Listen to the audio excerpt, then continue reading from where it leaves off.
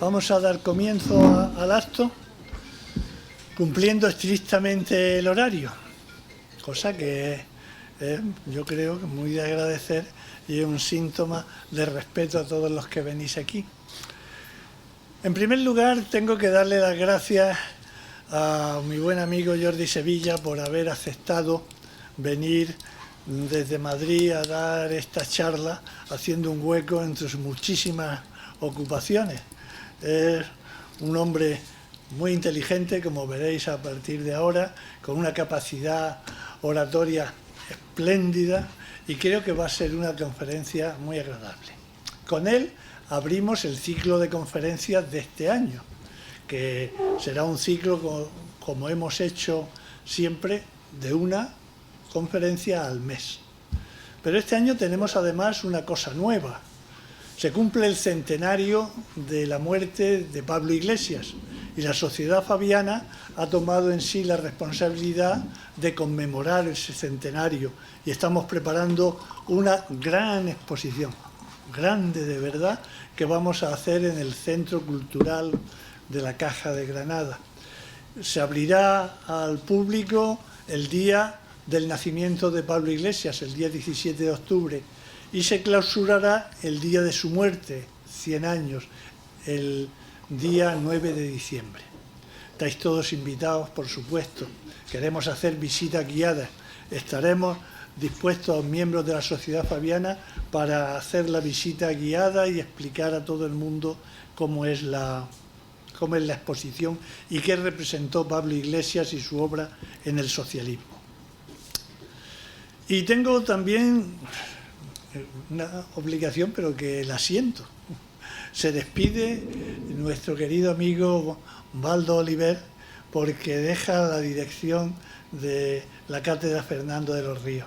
La Sociedad Fabiana tiene que estar muy agradecida y muy reconocida, porque gracias a él y a sus gestiones hemos podido colaborar con la Cátedra Fernando de los Ríos y entrar a hablar en esta casa, en la Madraza, en la que ellos tenían su sede como cátedra. Muchas gracias, Baldo, y te lo agradecemos.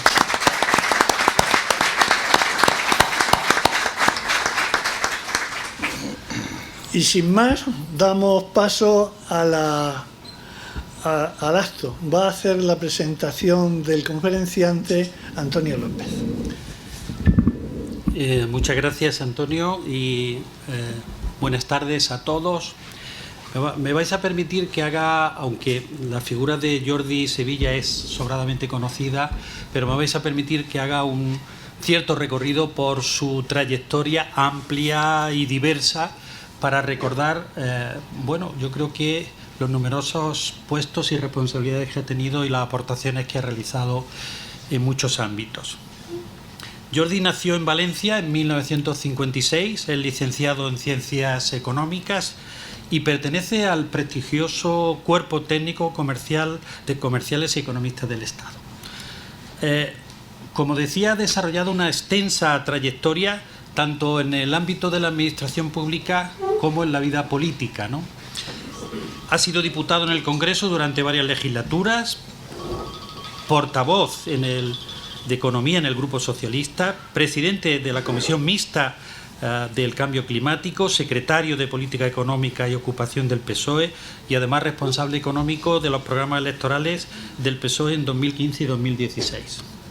Y como muchos recordaréis, fue ministro de Administraciones Públicas del Gobierno de España en el periodo 2004-2007, desde donde impulsó numerosas reformas para modernizar la administración y acercarla a la ciudadanía.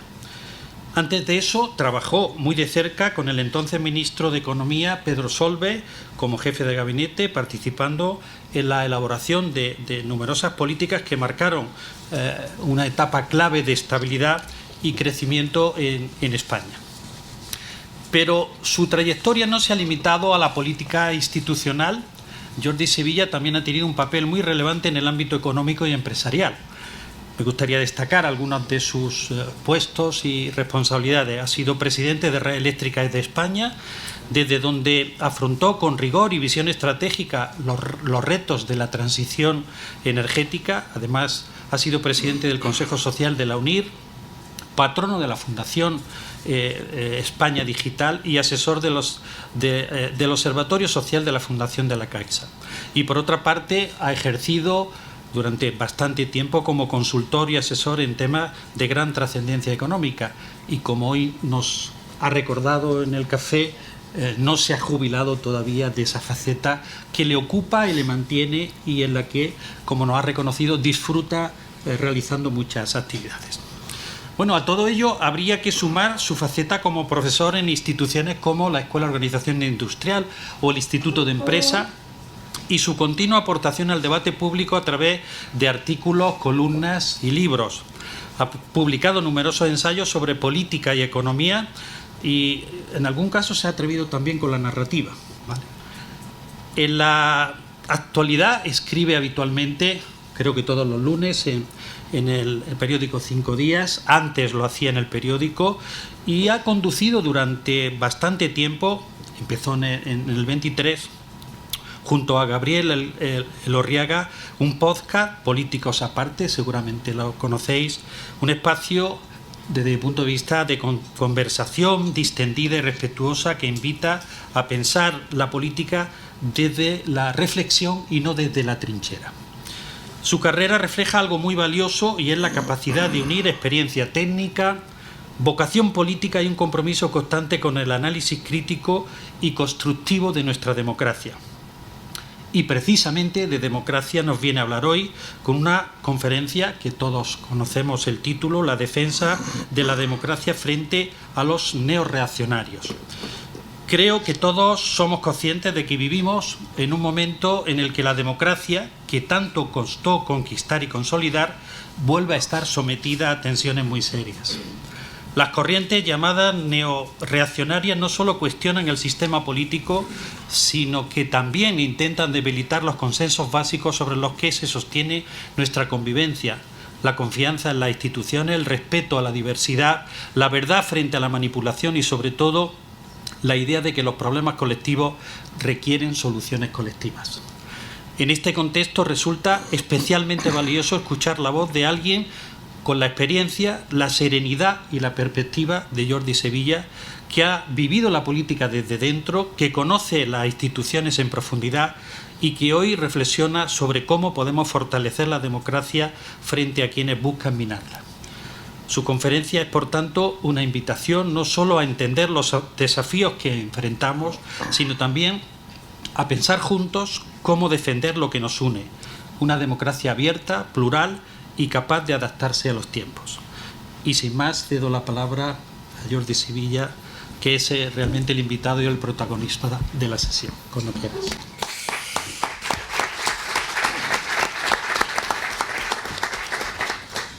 Bueno, buenas tardes, muchas gracias. La verdad es que si fuera la mitad de lo que han contado, yo ahora pasaría directamente al coloquio, porque claro, después de esa introducción, ¿qué caray os voy a decir yo ahora que suene medianamente interesante, ¿no? Pero no me resistiré a hacerlo, entre otras cuestiones, porque vuelvo a estar como a los 14, 15, 16 años, vuelvo a estar preocupado por la democracia. Y llego a la conclusión que en este momento vivimos en un mundo en el que, y soy consciente de lo que voy a decir, esto que llamábamos antiguamente la contradicción fundamental, no es entre izquierda y derecha, sino entre democracia y populismo. Creo que en este momento lo que está en cuestión no es solo los valores de izquierda, sino también los valores de izquierda asociados y heredados de la Ilustración y de todo el pensamiento que viene de la democracia como la hemos entendido en Occidente en las últimas décadas. Yo soy, no soy el único, ni la expresión es mía, pero soy de estos que me he definido como socialista fuerte liberal. A mí me gusta hacerlo al revés, decir que los liberales son socialistas que se han quedado a mitad camino, porque se han quedado simplemente en la parte formal de las libertades y no han profundizado en lo que es la libertad real para todos los ciudadanos, que implica la igualdad de oportunidades, que implica el acceso y la garantía de servicios públicos básicos. Y creo que nuestro pensamiento socialdemócrata, fabiano, tiene mucho en común con una de las mayores aportaciones a la historia de la humanidad, que es la Ilustración, que, como conocéis, en palabras de Kant, pues es la mayoría de edad de los seres humanos. Es el momento a partir del cual los seres humanos decidimos que éramos capaces de tirar para adelante por nosotros mismos y que no necesitábamos, y eso está en la letra de la Internacional, más o menos la diré acertada, no necesitamos ni reyes, ni amos, ni tiranos, ni nadie que nos guíe y que nos diga lo que tenemos que pensar y lo que tenemos que hacer, que los humanos hemos decidido que somos capaces de, hablando, discutiendo, razonando, argumentando, tomar las riendas de nuestra vida. Y eso, que lo hemos dado por supuesto desde que conseguimos en España la democracia y desde que se consiguió la democracia en toda Europa y en Estados Unidos, en Canadá, en lo que en general hemos llamado Occidente, hoy está en cuestión. Y eso es de lo que quiero hablar hoy, porque tengo la impresión que no todos somos lo suficientemente conscientes de hasta qué punto fenómenos que todos conocemos como Trump o como el ascenso de la extrema derecha en Europa, lo que están es cuestionando eso.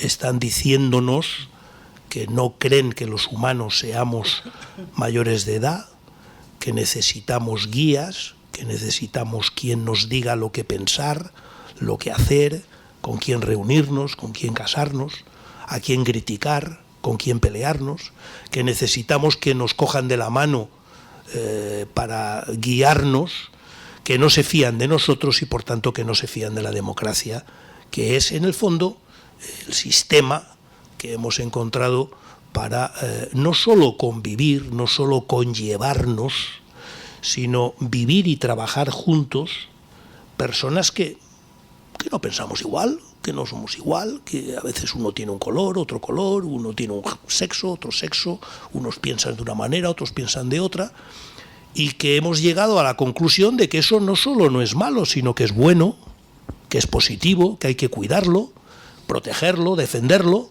y a eso le hemos dado en llamar la democracia. Y eso es justo lo que ahora está en cuestión con los que quieren dinamitar a los inmigrantes o con los que dicen que esto del feminismo se ha pasado de raya y que hay que volver a recuperar el valor del macho porque el macho es el macho, o aquellos que en Estados Unidos en el fondo pues siguen mirando por encima del hombro a los que son de otra raza o de otro color de piel, ¿no? Y no digo ya a los que no pensamos como ellos, que somos automáticamente susceptibles de sospecha, de momento todavía no, de ser enviados a un campo de concentración o a un gulag, pero bueno, si no hacemos nada. Antes lo hablaba con uno de vosotros cuando decía lo de que los malos están ganando. Hay una frase que no recuerdo de quién es, pero la he utilizado mucho, que decía que para que los malos ganen basta con que los buenos no hagan nada. Y yo lo que quiero es que los buenos hagamos cosas, porque no podemos seguir aguantando más esta situación, que no voy a entrar en ello ahora, salvo que en el coloquio queráis, pero que desde mi punto de vista está arrastrando también a una parte del pensamiento de izquierdas, a una parte también del pensamiento de mi partido, del Partido Socialista. Pero esto, si queréis, lo dejo para el coloquio, ¿no? Y todo esto en un mundo en el cual la persona que vaya a vivir 150 años seguramente ya ha nacido. Y sabemos dos cosas. Sabemos con claridad que vivirá rodeado de inteligencia artificial, cómo no lo sabemos todavía, pero que formará parte de su vida, de su contexto, una revolución como la inteligencia artificial. Lo que no sabemos es si vivirá en un sistema democrático, porque eso es lo que en este momento está en cuestión.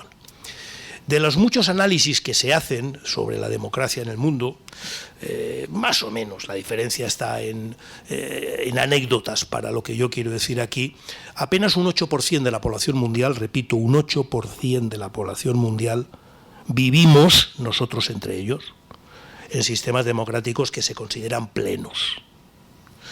Los demás o son sistemas autocráticos o son sistemas medio pensionistas, donde muchas veces puede haber rasgos democráticos como que haya elecciones. En Rusia las hay, Franco también hacía referéndums, pero realmente lo que nosotros hemos considerado y seguimos considerando los valores en los que se fundamenta un sistema democrático se han pervertido. Conviene recordar y ir a lo básico, ¿no? El go to basic que dicen los ingleses, ¿no? La democracia surge de la desconfianza. Es decir, la democracia es un sistema en el cual reconocemos todos que la soberanía reside en el pueblo, en ese pueblo que ha decidido ser mayor de edad y tomar las riendas de su vida en sus manos, que por razones prácticas traslada una parte de la ejecución y de la gestión de esa soberanía a diputados, senadores, gente elegida, presidentes, gobiernos, etcétera, etcétera, pero que como no se fía de cómo pueden usar eso, le pone contrapesos. Y le pone el Poder Judicial, o le pone el Poder Legislativo, o le pone el Tribunal de Cuentas o la Intervención General del Estado. Pero la democracia es un sistema basado en la desconfianza respecto al ser humano. Como no me fío de ti, te pongo herramientas de control. No me fío de ti no porque seas tú, sino en general. Eso hay que tenerlo en cuenta cuando vemos, por ejemplo, que líderes preclaros, digamos Trump, no miremos más cerca, se consideran absolutamente por encima de los tribunales, absolutamente por encima de las normas, de las leyes, y por supuesto están defendiendo un sistema en el cual, aunque haya legislativo y aunque haya un sistema judicial, están por debajo y controlados por el Poder Ejecutivo. Por tanto, es un modelo en el cual ese Poder Ejecutivo, en teoría delegado por parte de los ciudadanos, no está controlado por nadie. Eso se llama una autocracia, es Putin también, o es China, ¿no? Y eso es lo que cada vez más, sin darnos cuenta muchas veces, sin ponerle esa etiqueta y ese nombre, sin reconocerlo como tal, pero lo hemos estado viendo también en otros países, el nuestro, sin ir más lejos, bajo la fórmula posiblemente que yo la llamo así, pero no se me ha ocurrido a mí, partitocracia. Es decir, un momento en el cual tú consideras que tu partido y los intereses de tu partido están por delante de los intereses generales. Y por tanto a tu partido le interesa controlar aquello que se supone que te ha de controlar a ti. Eso que llevamos muchos años conviviendo con ello y hasta nos parece lo normal, es una anormalidad democrática. Yo no paro de decir, en este momento en España nos hemos acostumbrado a que os suena por lo menos, no digo que estéis de acuerdo, pero a que os suena esto de que el Tribunal Constitucional es del PSOE, pero el Tribunal Supremo es del PP. Es que lo damos ya por hecho, ya lo sabemos. Cualquier cosa que vaya al Tribunal Supremo, sin lugar a dudas, la sentencia será próxima a lo que defiende el PP, y cualquier cosa que vaya ahora con este Tribunal Constitucional, seguramente la conclusión será muy próxima a los intereses del PSOE. Esto es una anormalidad democrática. No puede ser que nos acostumbremos a una aberración como esa, que ya la hemos incorporado, como si no pasara nada, como si fuera uno de estos muchos achaques, como decía Juan Benet, de la vejez, que como te vas acostumbrando día a día, pues te parece normal, pero decía Juan Benet cuando tenía una cierta edad y le decían, uy, usted, la verdad es que para los años que tiene se encuentra muy bien. Decía, no, la verdad es que sí, por eso, porque me voy acostumbrando. Dice, si a los 20 años me hubiera despertado como me le despierto hoy, me hubiera ido a la UBI. Bueno, si miráramos con un patrón de verdad de democracia cómo está funcionando hoy muchos de nuestros países, los llevaríamos a la UBI. Diríamos que son democracias enfermas, democracias que no podemos seguir funcionando con esas lógicas, ¿no? Quiero que además defender la tesis que no hay, primero, no hay que minusvalorar al adversario, desde luego es mi adversario, el que no defiende la democracia, y hay que intentar entender por qué hemos llegado a esta situación. ¿Por qué? Empiezo por lo primero. No minusvaloremos, yo siempre lo digo, a Trump no hay que minusvalorarlo. Muchos millones de americanos le han votado. Y todavía no tengo claro que no le salga bien la jugada y acabe poniendo fin a la democracia americana. No lo tengo nada claro. Sabéis que ahora están en la fase del control de las listas electorales. Es el siguiente paso. Ya tiene el control, incluso heredado de su legislatura anterior, del Tribunal Supremo, que allí tiene unas características diferentes, lo cual quiere decir que aunque ante muchas de sus actuaciones hay jueces y sobre todo juezas, tengo que reconocer, que se lo bloquean, se lo paran, se lo vetan, al final va a acabar en el Tribunal Supremo, que le va a dar la razón.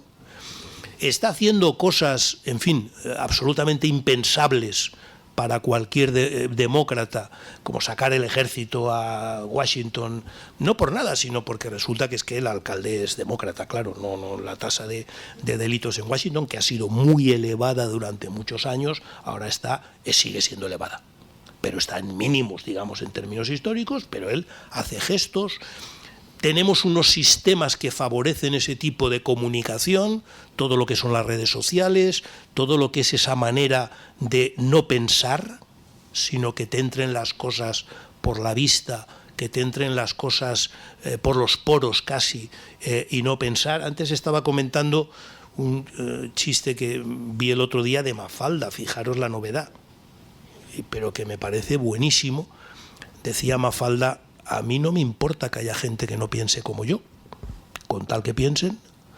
Bueno, pues este es un poco el punto, ¿no? Quiero decir, si piensas, aunque pienses como ellos, está mal, porque lo que tienes es que seguir la consigna, seguir la norma que te dicta otro.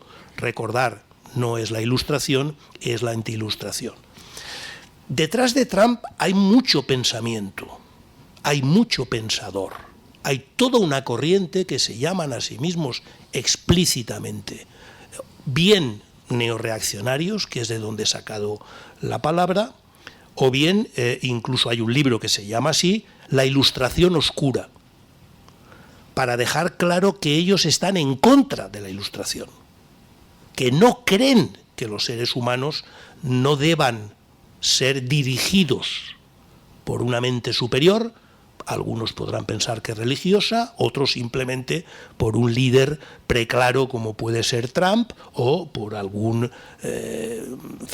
generador de noticias o de rumores en redes como cualquiera de los que le acompañan, ¿no? Por tanto, tienen un proyecto concreto de cambiar las reglas del juego. No es simplemente una cuestión de que, joder, estos vienen otra vez, la derecha, tal. Bien, sí, es todo esto, todo lo que queráis, pero vienen con un planteamiento concreto de cambiar las reglas del juego, que no es simplemente una cuestión nostálgica, que no es simplemente una cuestión de que, oye, pues yo soy más feminista y tú menos, o yo tengo... No, es las reglas del juego. No es dentro de las reglas del juego yo opino más hacia aquí u opino más para allá. No. Estos quieren cambiar las reglas del juego, quieren cambiar la democracia. Por eso creo que lo que está hoy en riesgo con los ascensos de este tipo de movimientos que yo llamo neorreaccionarios, o en fin, en el caso de Europa, de extrema derecha, mayoritariamente, porque aquí en España tuvimos un primer ejemplo clarísimo, para mí, de eso, que era Podemos, que ellos decían que no estaban en la extrema derecha, pero también era un movimiento populista que sigue el patrón del populismo, de todos los populismos, que eso está muy trabajado y muy estudiado, ¿no? El populismo tiene 3 o 4 claves de funcionamiento. Primero, alimentar el miedo cuando hay algo que hace que haya una parte importante de la ciudadanía asustada, despistada, desencantada, y luego entraré cuando cuente, en mi opinión, por qué hemos llegado a esta situación, qué es lo que ha generado eso. Alimentar ese miedo, alimentar ese temor, señalando un culpable. El caso de Europa y de Estados Unidos, el tema de la inmigración es evidente, es el culpable. En otros momentos han sido los rojos o en otros momentos han sido los árabes. Me da lo mismo. Bueno, ahora los árabes vuelven a ser como parte de la inmigración. Señalar siempre un nosotros contra ellos, no un nosotros y ellos, no, un nosotros contra ellos. Y señalar, por tanto, una solución a tu problema. Todos tus problemas tienen un responsable, que son los inmigrantes. En el momento en el que acabemos con los inmigrantes, volverá la felicidad a tu vida y la luz resplandecerá y volveremos otra vez al mundo ideal que se supone que en algún momento del pasado, en algún sitio del mundo, existió. Diréis, joder, qué gilipollez, ¿no? Bueno, pues hay millones de personas que responden a ese patrón. Por cierto, también entre gente de izquierdas. Entre la gente de izquierdas el patrón es otro. El culpable es el Partido Popular y el culpable es no sé quién, y el esquema es el mismo. Hay un nosotros contra ellos, eso es la polarización. No hay un nosotros y ellos que tenemos que hablar, discutir e intentar ponernos de acuerdo, no. Es una lucha, es una confrontación, es un momento en el cual el concepto de sociedad deja de ser lo que se llama sociedad superior a uno, es decir, que cooperando ganamos todos, no todos lo mismo, pero ganamos todos, a una fase de suma cero en la cual yo solo gano si otro pierde y lo que otro gana es lo que yo pierdo. Por tanto, no podemos cooperar sino luchar, combatir. Ese es el salto que se produce en el populismo y ese es el salto que se produce con Reagan en el panorama global. Hemos acabado con la idea de la globalización y de la cooperación como el camino en el que, repito, no todos lo mismo, pero todos ganamos, y hemos entrado en una fase en la que, es que nos llevan robando 50 años, dice Trump. Joder, y a pesar de eso son la primera potencia del mundo. Qué malos debemos de ser todos los que les robamos. Porque da igual, pero en fin, es una confrontación. Suma cero, confrontación. Y eso es lo mismo a escala de sociedad. No podemos cooperar más que entre nosotros y combatir a ellos. Por tanto, necesito siempre un ellos, porque además eso es lo que me da cohesión a nosotros y lo que le da sentido a nuestra manera de actuar. Hay, por tanto, un pueblo que, a diferencia de cualquier situación de la democracia, como yo he dicho, que la gracia del pueblo es que no todos pensamos igual, ni todos somos iguales, este pueblo es homogéneo. El pueblo del populismo es homogéneo. Muchas veces está vinculado a la nación. El nacionalismo es populista, lo ha sido siempre. Otras puede estar vinculado al sexo, machismo. Otras puede estar vinculado a la raza, pero siempre hay un algo que nos articula, que nos une, que nos define y que nos hace fuertes frente al que no solo no es como nosotros, sino que por no ser como nosotros tenemos que luchar contra él, ¿no? Y luego la clave del populismo siempre es que entre ese pueblo homogéneo y lo demás está el líder. Hay un líder. No hay unas instituciones, no hay unas normas, no hay unos procedimientos, no hay unos canales, no, hay un líder, con un líder que normalmente suele ser preclaro, que es el líder que mirando así por la ventana sabe lo que piensa su pueblo, se pone en el lugar del pueblo. Maduro es un caso muy evidente, pero no es el único, no es el único. Y eso rompe por completo el funcionamiento de la democracia desde el propio origen de la definición del nosotros, de la pluralidad, de la complejidad del nosotros que fundamenta la democracia, y de esa desconfianza hacia aquellos en los que deposito mi soberanía y por tanto me dedico a controlarlos. No, aquí si me descuido es el líder preclaro el que me controla a mí.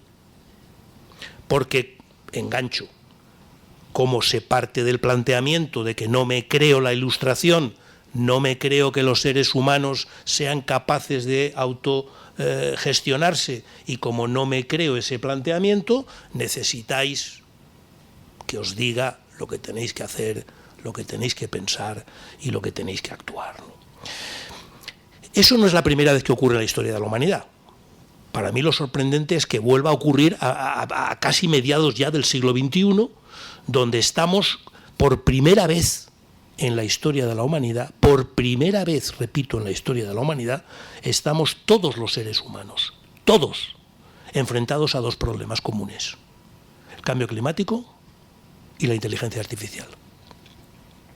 La primera vez en la historia de la humanidad que tenemos dos retos globales que nos afectan como especie, no si eres alto, bajo, de izquierda, de derechas, no, como especie, en lugar de continuar haciendo lo que hemos hecho a lo largo de la historia los humanos, que es incrementar el tamaño de la cooperación, que es como le hemos dado respuesta a los retos y a los problemas con los que nos hemos enfrentado y a los que uno a uno no somos capaces de hacerles frentes, lo que nos contaban en el colegio: oye, para cazar un dinosaurio o nos ponemos de acuerdo muchos o desde luego uno solo no vale. Hace falta que cooperemos entre muchos. Y cuanto más grande es el dinosaurio, cuanto más grande es el problema, más necesitamos que estemos alineados en la cooperación. Pues esta vez, en lugar de eso que debería significar continuar una línea de cooperación internacional en la que hemos hecho algunos gestos, la lucha contra el cambio climático, se aprobó el Acuerdo de París, se siguen reuniendo las COPs, lo que pasa es que luego no las cumple nadie lo que allí se acuerda, pero por lo menos se acuerdan, excepto esta próxima, donde sabéis que por primera vez la Unión Europea va a ir sin una posición unida, ¿no?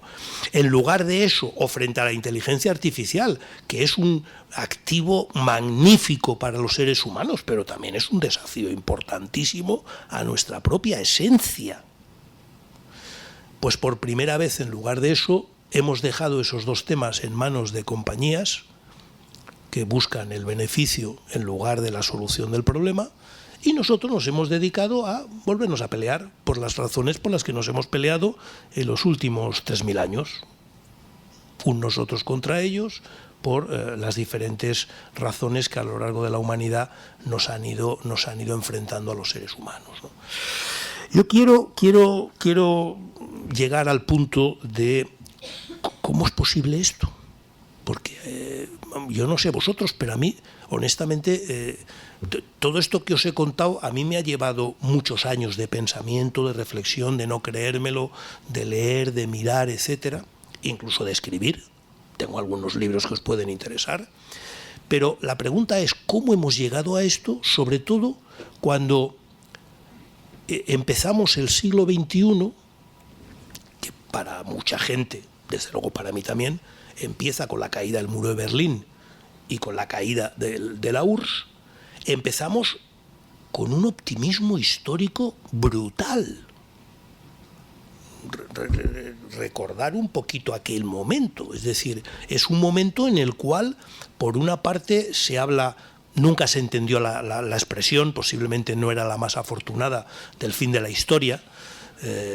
Es una frase que se refiere a Hegel, pero bueno, no quiero ponerme cursi, pero es un momento en el cual la conclusión a la que llegamos los humanos es el capitalismo en sus distintas fórmulas ha triunfado frente a la única alternativa viable, que era entonces el comunismo a la soviética, y por otra parte la democracia, como la entendíamos los demócratas, pues es el sistema político que ha triunfado también, y por tanto esto ya es una cuestión de tiempo el que se vaya extendiendo a todo el mundo, y eso nos fundamenta y se retroalimenta con la idea de la extensión de la cooperación a través de lo que llamamos la globalización.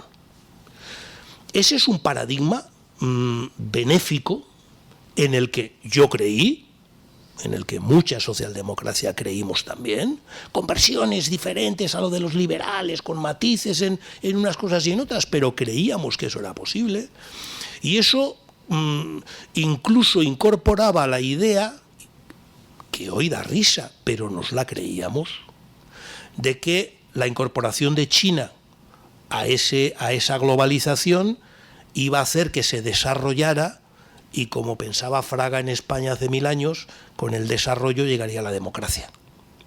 Por tanto, habíamos entrado en el carril del fin de la historia, en el sentido hegeliano, que es que todo lo real sea racional y todo lo racional real. Es decir, por fin hemos llegado a una etapa del desarrollo de la humanidad en el que gracias a la cooperación vamos a ser capaces de ser felices, prósperos, demócratas, cojonudos y encima con buena música. Ese era el modelo casi como lo estoy contando. ¿Qué ha pasado? Porque es que de esto hace menos de 30 años, que en términos históricos es una broma. ¿Qué ha pasado para llegar a donde estamos ahora, que es justo el cuestionamiento no solo de la cooperación, no solo de la globalización, no solo del capitalismo, sino también del capitalismo como se entendía entonces, sino también el cuestionamiento de la propia democracia, porque, como digo, solo el 8% de los ciudadanos del mundo viven en sistemas democráticos, y además lo que se constata es que la democracia hoy a nivel global está más bien en regresión. No es un sistema político envidiado por todo el mundo y que todo el mundo quiera ser demócrata, sino más bien lo contrario. Incluso como leemos en nuestra prensa, cada vez más jóvenes en España, en Europa, en América, lo relativizan. Bueno, esto de la democracia, pues depende, ¿no? O sea, si me permite desarrollarme, comer y tener vivienda, pues cojonudo, pero si no, pues oye, a lo mejor viene un Putin o un Trump que me lo arregla, ¿no? Por tanto, se relativiza un valor moral, ético, y se relativiza en términos casi mercantiles, pero es lo que estamos viviendo, y por eso insisto en lo del ataque a la democracia, ¿no? Bueno, yo no me quiero enrollar mucho más, pero creo que ser conscientes de esos errores, daré 3 pinceladas. El primero fue un error muy grave, porque en aquel momento esa idea del capitalismo era un capitalismo liberal, era un capitalismo de libre mercado, era un capitalismo en el que los mercados se ajustan, todas esas frases las hemos oído, era un capitalismo en el cual, en palabras de Reagan, el Estado es el problema, y por tanto cuanto menos Estado mejor, y todo esto, cuando viene la crisis del 2007, se va al carajo por completo, por completo.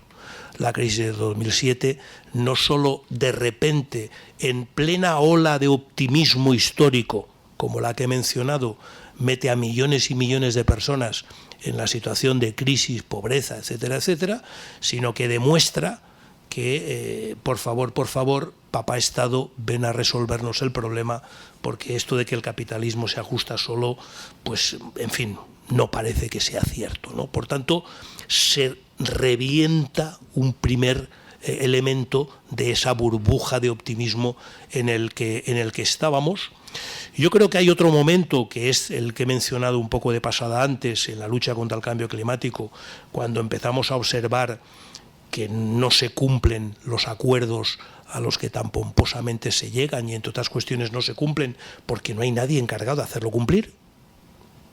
No tenemos un sistema mundial que imponga lo que se haya acordado por cooperación. Y creo que también estalla cuando se cometen muchos errores, sobre todo en la llamada transición al capitalismo de los países del este, de los antiguos países comunistas, que dejan, primero no es un capitalismo, es la transición hacia sistemas absolutamente oligárquicos y absolutamente llenos de mafias, etcétera, y por otra parte se sienten muchos de esos pueblos menospreciados y olvidados, y hacen que se giren hacia voces como las de Putin, que les dice, oye, no, que vosotros sois cojonudos, hemos sido cojonudos, nuestra historia es cojonuda, nos merecemos otra cosa, y sencillamente es que nuestra cultura es otra y requiere otro tipo de cosas, ¿no? Entonces se van acumulando un conjunto de elementos, de fracasos, a los que no hemos sabido dar solución, y el más gordo de todos es que, a pesar de esa ola de optimismo que vivimos, que es real, ese proceso dejaba damnificados en el camino. Y no hemos querido verlos. No hemos querido darnos cuenta que el llevar las fábricas de coches americanas al tercer mundo hace coches cojonudos y más baratos, pero deja a muchos trabajadores en Estados Unidos en paro. Como no hemos querido darnos cuenta que la Agenda 2030 es fantástica, pero aplicada a manu militari, como se está aplicando aquí, deja a los agricultores con el culo al aire. Y cuando nos hemos dado cuenta que había damnificados, cuando se han puesto el chaleco amarillo o han votado a Trump o a Meloni. Y entonces nos hemos dado cuenta que debajo de ese optimismo y de esa ola de optimismo histórico que surge con la caída del muro de Berlín, hemos ido generando un malestar, un miedo al futuro, que es lo que han ido aprovechando los populistas, como he dicho antes, es el alimento que les nutre y que les hace crecer, y nos ha llevado a la situación actual, ¿no? ¿Tenemos salida? Sí, claro. Sí, claro que tenemos salida. Posiblemente empezando por el primer gesto requiere negarse a jugar con las reglas del juego que marca el adversario. Y soy consciente de lo que estoy diciendo.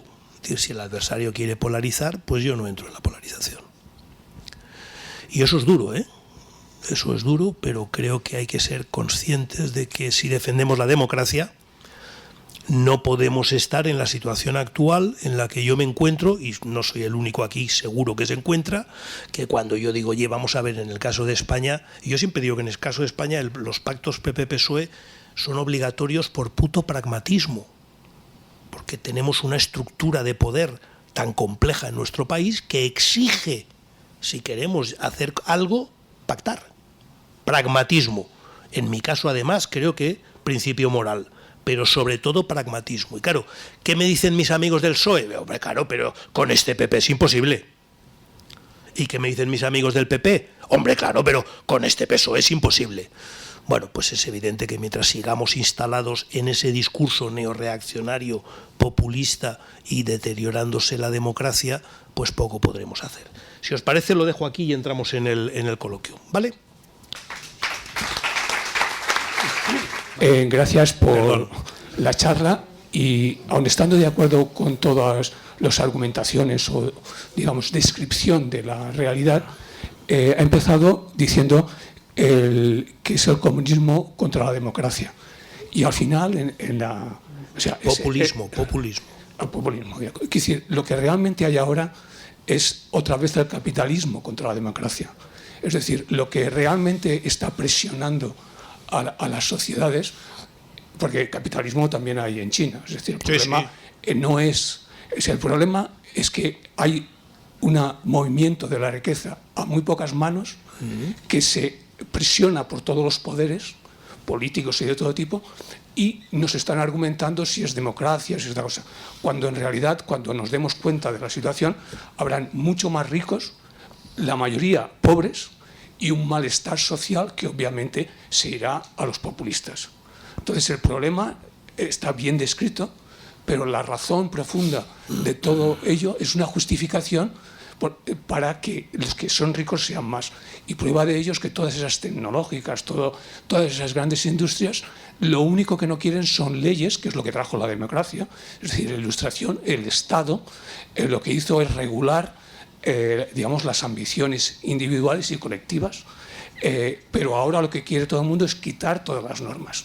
O sea, hay Airbnb, o sea, todas las aplicaciones, en nombre de la libertad, lo que hace es presionar al individuo contra un enorme, digamos, montaje imposible de defenderse.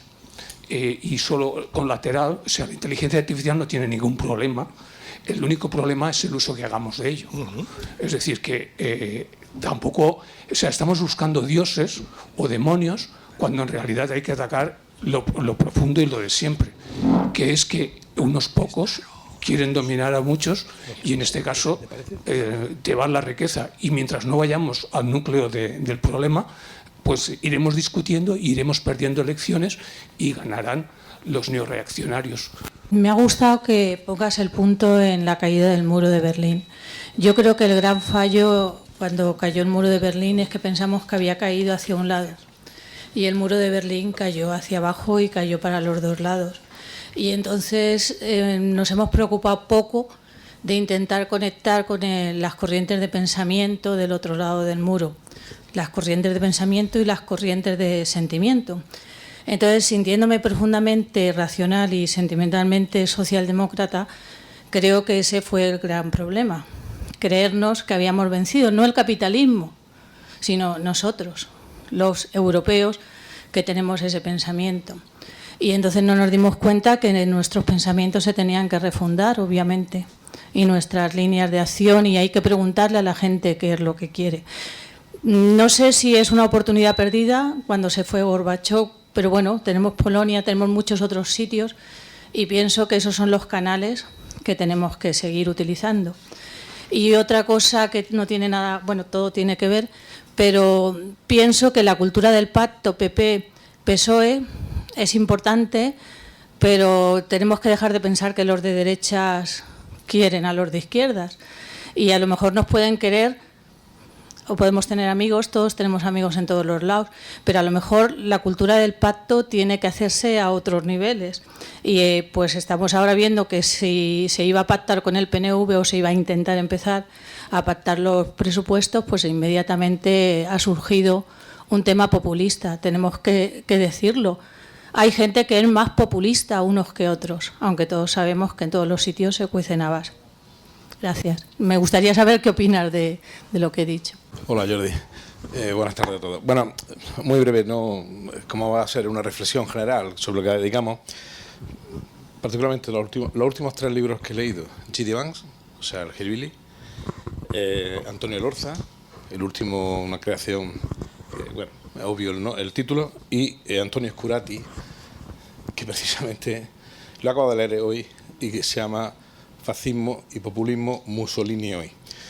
¿Qué quiero decir con esto? Quiero decir que me ha encantado oírte, te oigo muchas veces, hablamos, me ha encantado oírte, pero creo que los tres, estamos hablando del que puede ser próximo presidente de los Estados Unidos, estamos hablando de un intelectual como Antonio Scurati, o estamos hablando como Antonio Elorza, que procede del Partido Comunista y ha colaborado siempre con la izquierda y es una persona reconocida de izquierda. Los tres muestran el mismo tipo de desorientación. A propósito de los populismos, si es de derecha o de izquierda, que al final siempre es populismo, y yo creo que faltan 2 reflexiones. Tú pones de manifiesto y has dicho que tenemos 2 problemas de especie. Uno es el cambio climático y otra es la inteligencia artificial. Yo me atrevería a decir que existe alguno más, ¿no? Que es la falta de control de la opinión y la falta de control de las nuevas tecnologías que nos ayudan mucho a esto. Que además lo que me hace a mí particularmente abrir una reflexión es que tratamos de solucionar problemas actuales con estructuras del siglo XIX. Los partidos no sirven para nada, la democracia no es participativa, no existen posibilidades de democracia demoscópica y lo mismo que hacemos transacciones económicas seguras por el teléfono a diario a miles, a nosotros no se nos consulta nada. Cada 4 años se dice que vamos a participar y pongo un ejemplo muy claro, es decir, en las últimas elecciones a las que acudimos, el programa con el que se participó en las elecciones por los distintos partidos al día siguiente ya habían cambiado. Por tanto, yo creo que existe el problema de los cambios de los modelos estructurales, no sé qué es lo que piensa, hacia dónde vamos, y finalmente una cuestión que está empezando a surgir en el pensamiento. Habitualmente con Antonio Claret nos vemos y tomamos café y hablamos, discutimos, y es lo que es la noética. Lo que se está empezando a poner como la noética. El pensamiento de Aldrich Michel, que empezó a cambiar todo aquello, y que llega a pensar en una conciencia común donde la humanidad empiece a participar en esa globalización de los problemas con soluciones comunes.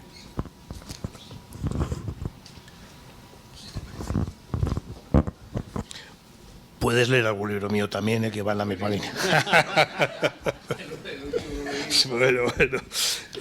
Vamos a ver. Yo creo que, mi opinión, creo que lo que seguimos llamando capitalismo ha aprovechado la situación mucho más que provocado la situación. Esto es una discusión muchas veces casi, en fin, de grado, no tanto de... pero, y es evidente que lo ha aprovechado bien. Has mencionado el caso de la inteligencia artificial, que más allá de las bromas que siempre se dicen, es decir, la Unión Europea lo tiene regulado, Naciones Unidas tiene una comisión que sacó un conjunto de normas. Bajo esto de inteligencia artificial englobo todas las nuevas tecnologías, no me refiero solo a la inteligencia artificial, pero evidentemente Estados Unidos, de la mano de Trump y de la mano de todos sus asesores, dueños de grandes empresas que viven de que no se regulen estos negocios, pues están aprovechando, ¿no? Eso hay que ser conscientes, porque no es la primera vez que ocurre en la historia de la humanidad. Hay algún libro de estos, antes lo mencionaba, soy muy aficionado a los libros de segunda mano, los libros antiguos, etcétera, y leí uno que no recuerdo ahora el título, sobre la campaña que hoy llamaríamos de acoso y derribo que se hizo en España contra Godoy. Y la verdad es que, en fin, o sea, es que está todo. Claro, entonces no era por redes sociales, era por coplillas en los bares, era tal, pero es decir, lo que hemos incorporado ahora son nuevas tecnologías para hacerlo de toda la puta vida, porque a pesar de todo, y este es otro debate que yo tengo abierto en mi cabeza, pero no quería traerlo ya aquí, que es la dualidad del propio ser humano, ¿no? Es decir, cuando Hobbes dice aquello de que el hombre es un lobo para el hombre, el ser humano es un lobo para el ser humano, yo siempre digo que también puede ser un lobo, pero puede no serlo, depende. Y esa es la dualidad razón-emoción, razón-pasión en la que nos movemos. Y de hecho hay una frase en uno de mis últimos libros, lo digo por antes, lo he estado hablando con Claret, que a mí me costó mucho, porque yo tengo los orígenes que tengo, y yo fui marxista, ¿qué queréis que os diga? Nadie es perfecto. A mí me costó mucho, y en uno de mis libros, poner que la historia de la humanidad no es la historia de la lucha de clases, es la historia que decía Platón de la razón contra la pasión de los seres humanos, ¿no? Se puede estar o no de acuerdo, pero insisto, a mí me costó mucho llegar a esa conclusión. Yo creo que lo que has dicho es cierto, pero por una parte estamos hablando ya de un capitalismo que no es el capitalismo de Reagan. Este es un capitalismo de Estado directamente, vergonzosamente de Estado. Es decir, que el que hasta hace muy poco era el principal asesor del presidente de Estados Unidos obtenga contratos millonarios de una de las agencias aeroespaciales que supuestamente tiene que controlar, hostia, es que no es que sea, en fin, ríete de la mujer de Pedro Sánchez, no sé cómo decirte, o sea, es que esto es directamente ilegal. Oye, y no pasa nada. En Estados Unidos no pasa nada, ¿no? O que Trump recomiende una criptomoneda en la que casualmente sus hijos, su mujer y él mismo han invertido y se forran con la recomendación y tampoco pasa nada, ¿no?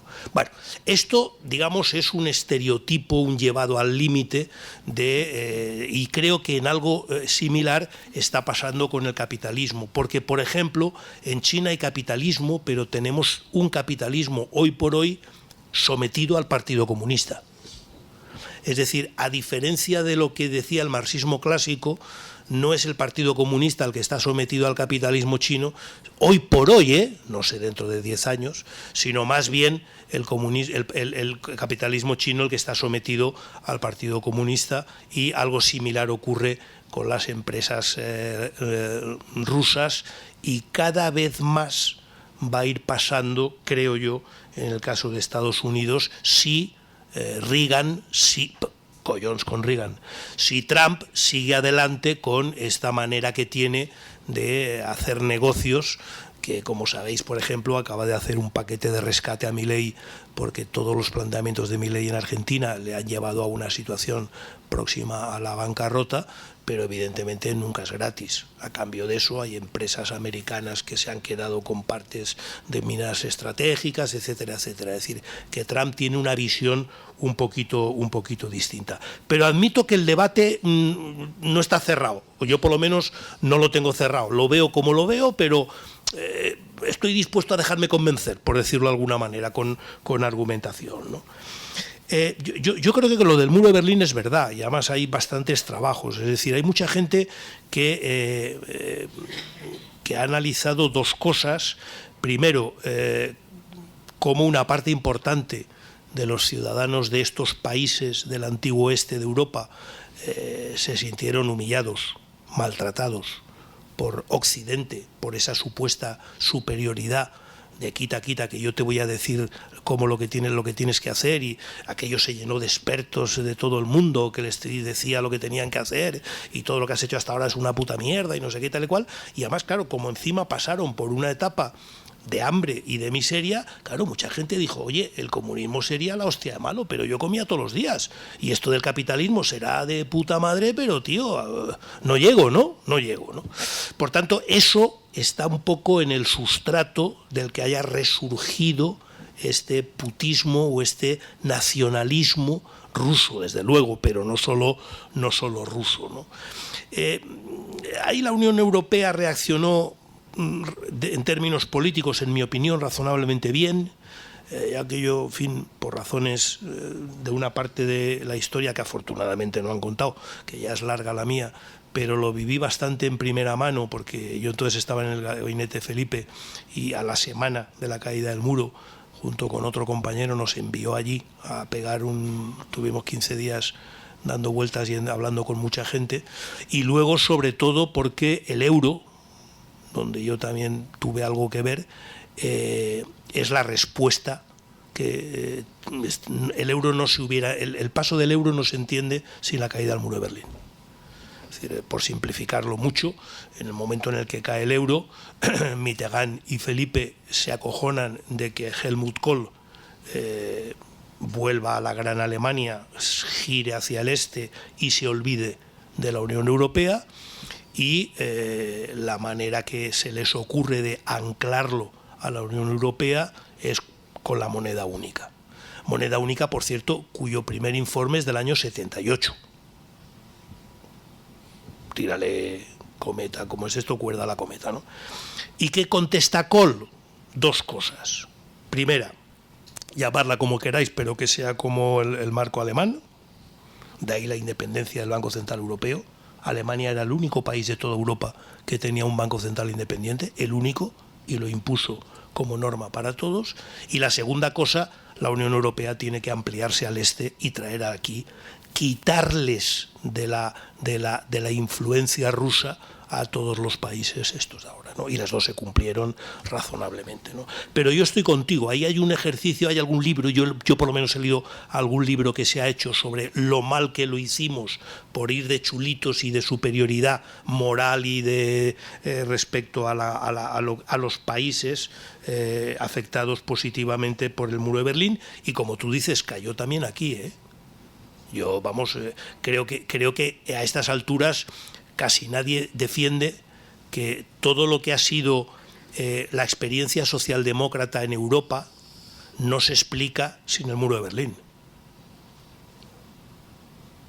Y por tanto, la caída del muro de Berlín da pie a un renacimiento del neoliberalismo en Europa y de que de repente empezamos a que la sanidad ya no tiene por qué ser pública, los sindicatos son malos, etcétera, etcétera, y hay un renacer de unos planteamientos alejados de la socialdemocracia en Europa. Yo creo que eso no siempre los socialdemócratas lo hemos tenido presente, porque hemos jugado, yo lo digo ahora, pero hemos jugado mucho como lo que yo llamo con demasiado despotismo ilustrado.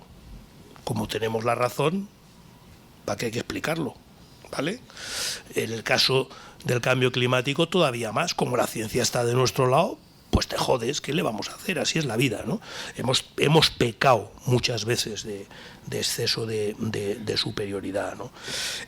Lo de la cultura del pacto es verdad. Yo no digo que el único pacto posible sea PP-PSOE, no. Lo único que digo es que para hacer determinadas cosas hay que hacerlo. Es decir, tú no vas a poder hacer en España un modelo de financiación autonómica, no vas a poder hacer un plan de vivienda serio, o no vas a poder hacer un plan de abordaje a la inmigración serio sin pactar entre gobierno central, comunidades autónomas y en muchos casos ayuntamientos, donde mayoritariamente gobiernan PSOE-PP. Por eso yo siempre digo que yo cuando defiendo el pacto PP-PSOE no lo hago por buenismo, por pragmatismo. Es evidente que puede haber otros pactos. Yo estuve en el gobierno de Zapatero y gobernábamos pactando con Esquerra Republicana, con Izquierda Unida, con el PNV. Anda que no había allí que chupar horas de negociación para poder aprobar una puta ley y que tuviera sentido la ley, porque claro, entre lo que tú metías en el Congreso y lo que acababa saliendo, en fin, había veces, yo me acuerdo, Juan Fernando López Aguilar tuvo que retirar al menos 2 leyes del Senado porque, claro, lo que estaba saliendo no tenía nada que ver con el original. O sea, que eso lo he vivido. O sea, y evidentemente no digo que la única pacto, ni tan siquiera creo que sea bueno que haya pacto en todo. No.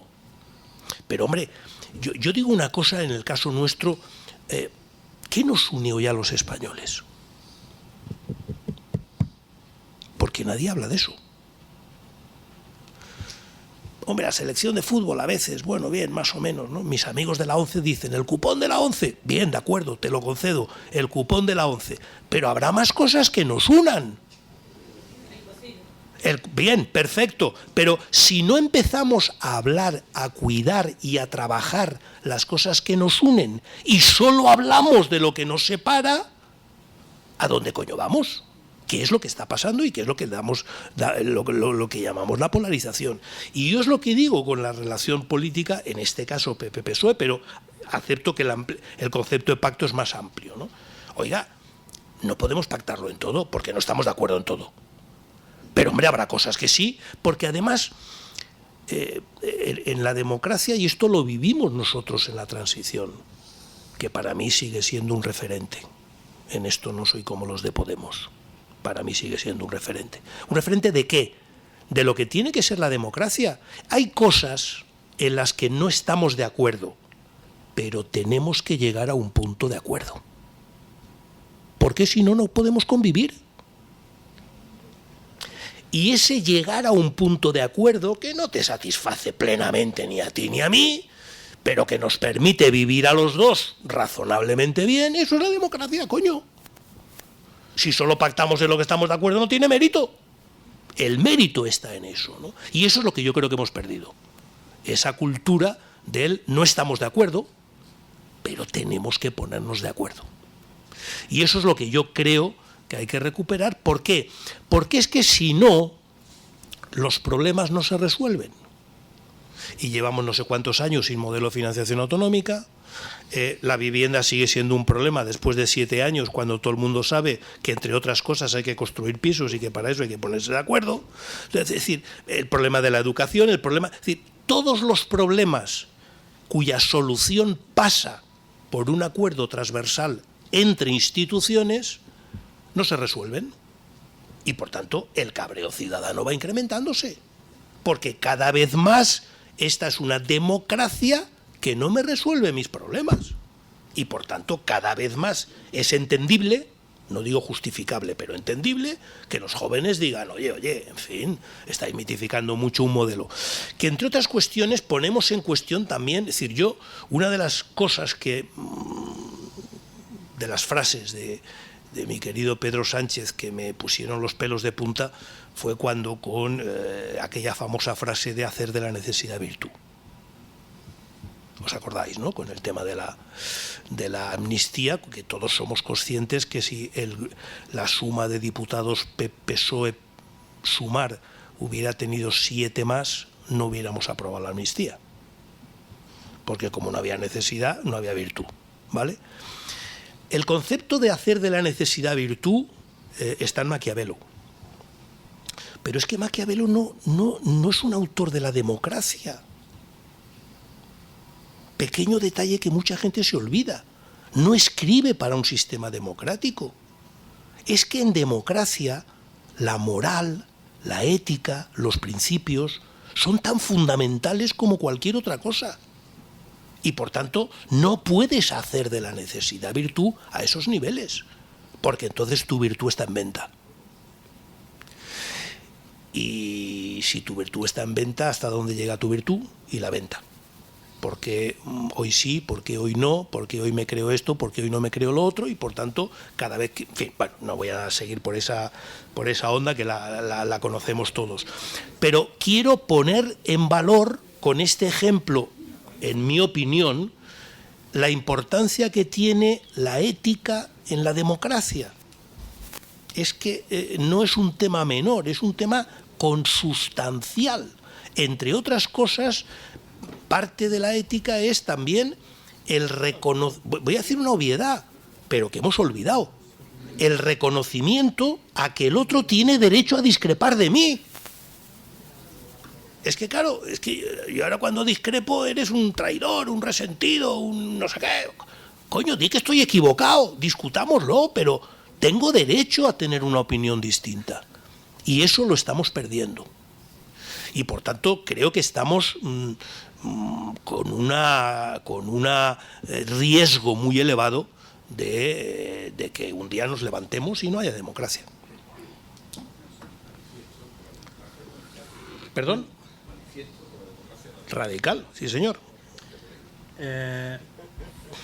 Tenemos unos minutillos para una segunda ronda. Allí... Igual me he enrollado mucho, pero como veis es que me apasiona el tema. Hola, que mira, en principio me ha encantado estar aquí y oírte. Yo quería incidir un poco en el tema de la polarización, porque en mi centro de trabajo existe, porque lo vivo todos los días, porque la mayoría de la gente está harta y no quiere ni oír ni a unos ni a otros. Y me parece que es un tema importantísimo en este país, en este momento. A mí me recuerda esto, hace poco leí a Manuel Chávez Nogales, que seguramente lo habréis leído vosotros, y hay un prólogo que debería de ser, bueno, pues un prólogo muy interesante de uno de sus libros, donde dice que cuando él se va a decidirse a París, dice, bueno, porque era un republicano, un burgués, pero un republicano auténtico y convencido, muy amigo de Azaña, y él dice que, bueno, estaba perfectamente, reunía los méritos más perfectos para ser fusilable por cualquiera de las dos partes, ¿no? Y ahora yo pensaba pienso mucho, yo cuando estudiaba en la facultad, pues estaba en la época de la transición, el periodo constituyente, y recuerdo cuando se formó en las primeras Cortes Democráticas la mesa del Congreso, y fue Dolores Ibarrurri, Santiago Carrillo, que eran los de mayor edad, y entonces bajaban por la escalinata, y bueno, allá había franquistas súper mega, con las manos manchadas de sangre, había gente de tal. Yo no sé cómo gente, había mucha gente de eso que había soportado el exilio durante tanto tiempo, tal, fueron capaces de ponerse de acuerdo. Yo comparto que yo creo que la transición, con todos sus defectos, fue una obra de arte, por lo menos como me pillé una época que la viví con mucha ilusión, y yo creo que ese espíritu es absolutamente necesario. Absolutamente necesario. Este país necesita concordia, necesita que el tema de las redes que lo ha apuntado, yo creo que las redes no han venido tan de pronto y no tenemos mecanismos para para poder manejar eso, y lo que hoy está aquí, mañana ya se nos va a quedar antiguo lo que está pasando hoy, y no tenemos mecanismos para contrarrestar eso, ¿no? Pero hay que hacer un esfuerzo, porque el mismo que hicieron aquella gente que tanto había sufrido, por recuperar. Y bueno, quería hacer esa aportación porque yo creo que es una responsabilidad, tú has dicho, por pragmatismo, hay que ponerse de acuerdo por pragmatismo. Yo creo que hay que ponerse por pragmatismo, que yo soy muy pragmático en muchas cosas, pero yo creo que también que es una responsabilidad ciudadana, una responsabilidad de afecto con todos los ciudadanos, el llegar a pactos.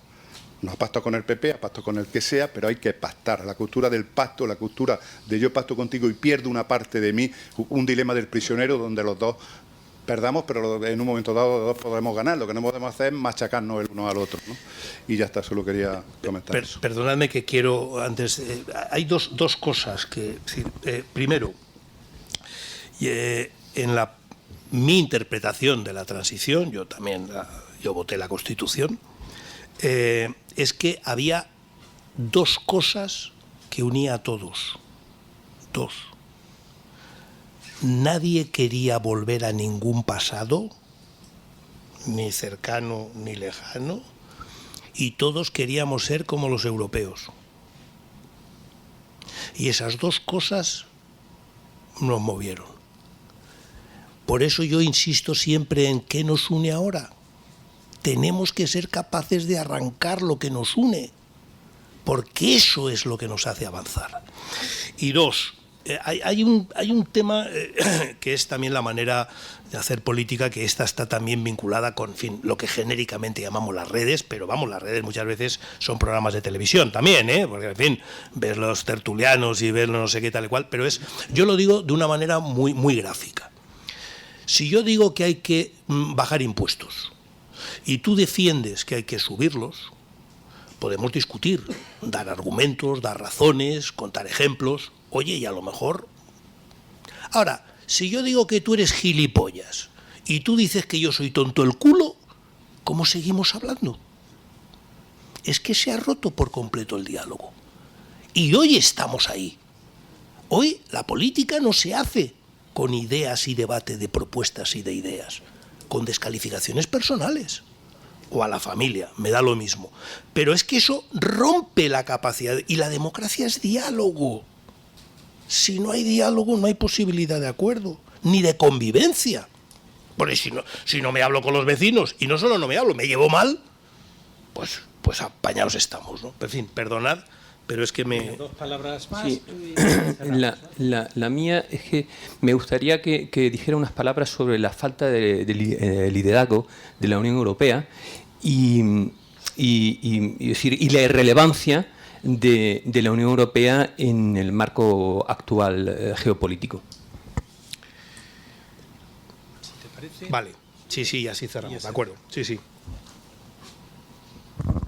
Es que, entre otras muchas cosas, como comprenderéis, tengo hora para visitar la Alhambra por la noche, o sea que esto, en fin, os quiero mucho, pero no me lo voy a perder. Yo, sí. Hola. Me gustaría un poco también que ampliaras quizás esta problemática con la religión, porque últimamente me estoy enterando muchísimo de este movimiento que parece ser que apoya mucho a Trump, que le llama el cristianismo nacionalista o nacional cristianismo. Hoy, por ejemplo, paso por una escuela pública y he visto a dos sujetos repartiendo Biblias, están diciendo de meter de nuevo la Biblia en los colegios. Yo no es que esté contra la Biblia, pero creo que debería ser bien explicada. Entonces, el papel de la religión en todo esto que se está produciendo, y también, bueno, se me ha olvidado, pero creo que en ese aspecto... sí, a veces me planteo si realmente los que no son demócratas deberían votar. Lo digo así de bestia. Porque hay gente que es que se ve y están utilizando la democracia para destruir la democracia y lo están viendo clarísimamente. Se la están pasando por el forro, les interesa todo muy poco y entonces se están sabiéndolo hacer. Y yo tengo un hijo de 18 años que he visto unas cosas, que he visto cómo está todo tan bien planeado, he visto cómo con 14 y 15 años me hablaba de impuestos, que yo flipé cuando dije, ¿pero qué me dice este chaval de impuestos? Que en España se pagan muchos impuestos, un chico de 15 años. Lo siguiente es que tú puedes hacer dinero y ser millonario, claro. Si vas a ser millonario de mayor y vas a tener grandes casas, ¿cómo vas a pagar esos impuestos? Es un chaval de 16 años, 17, y vas viendo la trayectoria hasta que te das cuenta de que esto está muy bien planeado y muy bien llevado, y está viniendo clarísimamente de Estados Unidos este movimiento de emprendedores multimillonarios. Mi hijo ya me hablaba de tener mansiones. Yo decía, pero chaval, ¿qué me estás diciendo? Y es que está todo en las redes. Y están invirtiendo mucho esta gente. Sí, yo tengo... perdón. Ahora, brevemente. No, es que veo aquí que la media de edad es la que es, ¿no? Para mí un problema muy grande es que cuando yo era joven estábamos muy metidos en política, se nos cuidaba mucho, se nos daba mucho carrete para que lucháramos, para que viéramos. ¿Y ahora qué? Los próximos 20 años, ¿qué? Pues empiezo por aquí, porque conecto con lo que tú has dicho. Yo todavía tengo una hija en la universidad, está ya terminando, pero según ella me comenta, hoy hay mucho joven en política, en Vox. En parte por lo que tú has dicho. Por tanto, hay que ser también de nuevo conscientes de qué hemos hecho mal. Es decir, cómo no hemos sido capaces de explicarles determinadas cosas que hay que explicarles. La democracia, no sé qué, bla, bla, bla, bla, bla, bla. O, por ejemplo, antes lo hablábamos, oye, o lo que te pones malo y quieres ir al hospital, ya, pero esto cuesta, esto hay que decir. Esa pedagogía, creo que cierta generación la hemos dado por hecha. La hemos dado por obvia. No lo voy a contar, hombre, si es que es evidente. Pues no. Los demás cuentan lo que no es evidente y por eso así les va, ¿no? El tema has planteado, en fin, supongo que eres consciente, Voltaire le dedicó bastante a esa frase, ¿no? Es decir, se puede ser tolerante con los intolerantes. Y esta es la típica reflexión que no tiene respuesta. Quiero decir, que cualquier respuesta vale y ninguna vale. Depende muchas cosas. El único problema que tendría lo que tú has planteado, si estuviéramos dispuestos a analizarlo, es, claro, que hay que hacer un examen entonces, ¿no? Para dar carne o no carne de este es demócrata y este no es demócrata, ¿no? En fin, tiene aplicación práctica difícil, ¿no? Pero... Bueno, eso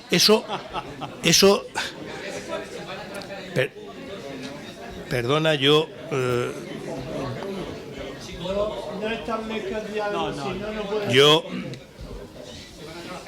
Yo soy un firme partidario de que debería ser obligatorio al menos un psicoanálisis, pero bueno, no quiero entrar ahí.